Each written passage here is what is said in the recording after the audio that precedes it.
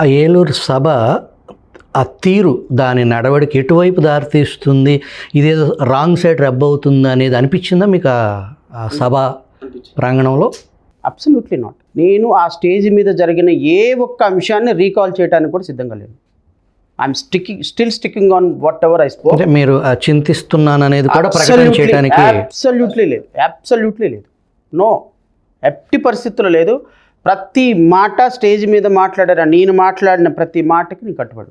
What about Raavan? Raavan ఒక ఒక ఒక కొంచెం ఎక్సెస్ మాట్లాడాడు అనిపించింది, బట్ రాంగ్ మాట్లాడా, అబ్సల్యూట్లీ రాంగ్ మాట్లాడా.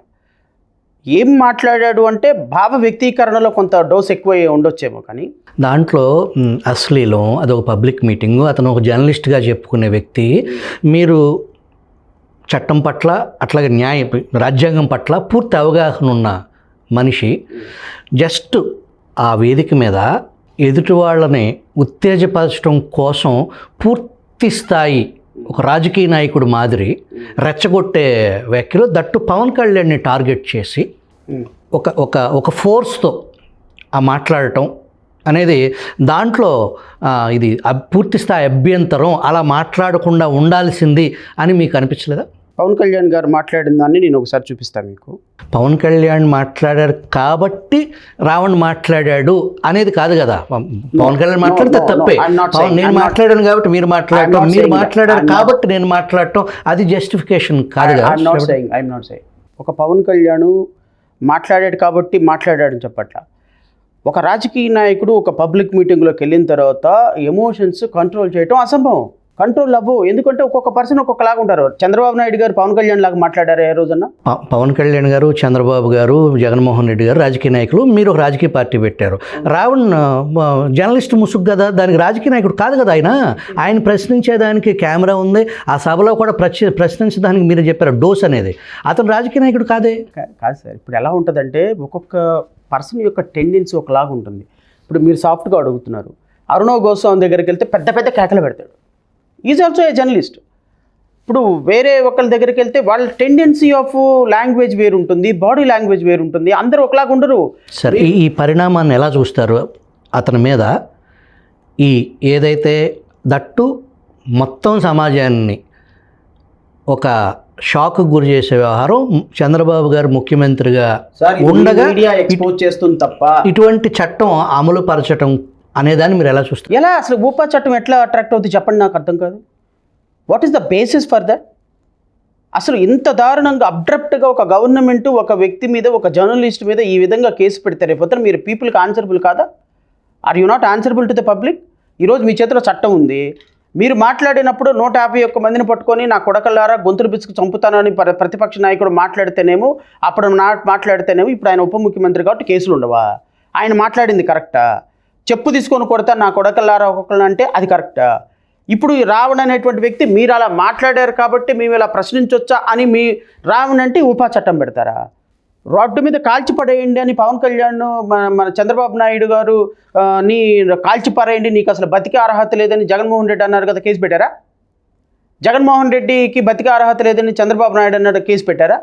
అరే, రాజకీయ నాయకులు, జర్నలిస్టులు వాళ్ళకి భావ వ్యక్తీకరణ స్వేచ్ఛ ఉంటుంది, మాట్లాడే స్వేచ్ఛ ఉంటుంది. అంతకు మాత్రం చేత ఉపా కేసు పెట్టేసేసి మొదటి బెయిలు, రెండో బెయిలు, మూడో బెయిలు, నాలుగో బెయిలు, ఐదో బెయిల్కి ఉపా కేసు పెట్టేశారు. ఇది ఎలా జస్టిఫికేషన్ చేసుకుంటుంది మీడియా కూడా? మీ మీడియానే కదా వేస్తుంది అందరి మీద ముసుగు. ఉపా చట్టం నిజంగానే ఉంటే 2001 కేసులో, పిఠాపురం కేసులో ఏమైంది, ఎందుకు పెట్టలేదు ఉపా కేసు? సో కాబట్టి ఎక్సెస్ మాట్లాడి ఉండొచ్చు రావణ్. నేను అబ్సల్యూట్లీ ఆయన కరెక్ట్ మాట్లాడాడు, వేదికను వాడుకున్నాడని నేను చెప్పదలుచుకోవటం నా ఉద్దేశం కాదు. ఒకవేళ ఎక్కువ మాట్లాడి ఉంటే ఆల్రెడీ కేసులు పెట్టారు, 4 కేసులు, దాంట్లో బెయిల్ వచ్చింది. రేపొద్దున ఛార్జ్షీట్ ఫైల్ చేయండి, ఫైల్ చేసి అతన్ని శిక్ష వేయించండి ఆ విధంగా మాట్లాడినందుకు. అంతేగాని ఉపా చట్టం పెట్టి నీకు వాళ్ళు డబ్బులు ఇస్తున్నారు, వీళ్ళు డబ్బులు ఇస్తున్నారని ప్రపోగేట్ చేయడానికి ప్రయత్నం చేస్తే అల్టిమేట్గా రేపొద్దున ప్రజలకు ఆన్సరబుల్ కదా ఏంటి సార్ ప్రభుత్వం? ఈ రావణ్ కానీ ప్రశ్న CEO గమన అనే మహిళ మీకు ఎప్పటి నుంచి పరిచయం? నాకు ఇప్పుడు రావణ్ను నాకు తెలిసినంత వరకు పిఠాపురంలో చిన్నపిల్లలకు సంబంధించి ఒక వివక్ష జరిగింది, మీరు ఫాలో అయ్యే ఉంటారు. ఆ వివక్ష జరిగినప్పుడు ఆ ఇష్యూ మీద కొంత కాన్సన్ట్రేట్ చేశాడు రావణ్. ఆ కాన్సన్ట్రేషన్ చేసి వాళ్ళ దగ్గర నుంచి వీడియోలు తీసుకున్నప్పుడు ఆ పిల్లలు తల్లిదండ్రులు చెప్పింది ఏంటంటే వాళ్ళకి న్యాయ సహకారం కావాలి, ఎవరు కూడా కేసులు ఫైల్ చేయట్లేదు అన్నప్పుడు రావణ్ ఫస్ట్ టైం నాతో మాట్లాడాడు. సార్ ఇట్లా పిఠాపురంలో మల్లాం గ్రామంలో ఇలా జరిగింది, ఆ పిల్లల పట్ల హెడ్ మాస్టర్ ఇలా కులం పేరుతో దూషించాడు, ఆ కేసును మీరు కొంచెం టేకప్ చేస్తే లీగల్గా బాగుంటుంది అని అన్న సందర్భంలో తల్లిదండ్రులు నా దగ్గర రమ్మనండి, నేను కేసు వేస్తానని చెప్పా. తల్లిదండ్రులు వచ్చారు, కేసు వేశాను. దాంట్లో హైకోర్టులో ఎఫ్ఐఆర్ ఆర్డర్ అయింది. దాని తర్వాత ఈ సుధా మాధవి అని ఒక అమ్మాయిది 7 కోట్ల రూపాయలు తీసుకున్నాడని వేమన సతీష్ వచ్చిన ఇష్యూస్లో ఒకసారి మాట్లాడారు. నాకు తెలిసినంత వరకు రైల్వే కోడూరు ఇష్యూ నాకు తెలిసినంత వరకు రావణ్ నేను హార్డ్లీ ఒక 10-15 టైమ్స్ ఈ ఇష్యూస్ మీద మాట్లాడుకొని ఉంటాం. కానీ గమన మాత్రం నాకు ఫస్ట్ టైం రావణ్ అరెస్ట్ అయిన రోజు కాల్ చేసి ఇట్లా శ్రవణ్ గారు అరెస్ట్ అయ్యాడు అని గమన నాకు మిడ్ నైట్ కాల్ చేసింది రావణ్ అరెస్ట్ అయిన రోజు. మీరు ఎన్ని కేసులు ఈ మీటింగ్ సందర్భంగా మీరు ఆ మ్యాజిస్ట్రేట్ కోర్ట్స్లో ఎన్ని కేసుల్లో బెయిల్ తీసుకొచ్చారు అతనికి? 4 కేసెస్. మరి లాస్ట్లో వైసీపీ సంబంధించిన లీగల్ చీఫ్ పొన్నవోలు మిమ్మల్ని కాదని పొన్నవోలు రావడానికి కారణం అంటే ఏమైపోయిందంటే సార్, ఇక్కడ ఫస్ట్ పిఠాపురం కేసు, పిఠాపురంలో కేసు గురించి పక్కన పెట్టండి. పిఠాపురంలో జనసేన వాళ్ళు కొన్ని వందల మంది పోలీస్ స్టేషన్ల మీద పడి రావణ్ణి కొట్టాలి చంపాలి అని రాళ్ళు తీసుకొని ఎగబడుతున్న సందర్భంలో ఒక వైసీపీ నాయకుడు రాలే. వాళ్ళని మేము ఆ రోజు నిలువరించడానికి మా పార్టీకి సంబంధించినటువంటి 500 మంది కార్యకర్తలు పోలీస్ స్టేషన్లో పోటాపోటీగా రావణ్ణి సేవ్ చేయడానికి మేము, అవతల పక్క రావణ్ణి కొట్టాలి తిట్టాలి చంపేయాలని జన సైనికులు, ఇట్లా టగ్ ఆఫ్ వార్ జరిగింది. మాకు వాళ్ళకి టగ్ ఆఫ్ వార్ జరిగింది.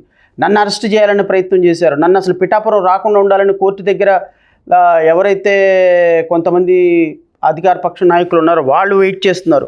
ఈ విధంగా రకరకాలుగా నన్ను ఇబ్బంది పెట్టాలి, రావణ్ని ఇబ్బంది పెట్టాలని చూసిన పరిస్థితుల్లో డిఫికల్ట్ సిచ్యువేషన్లో కూడా రావణ్ని మిడ్ నైట్ 3 o'clock వరకు ఆర్గ్యుమెంట్స్ చెప్పి ఆ రోజు బెయిల్ తీసుకున్నాను.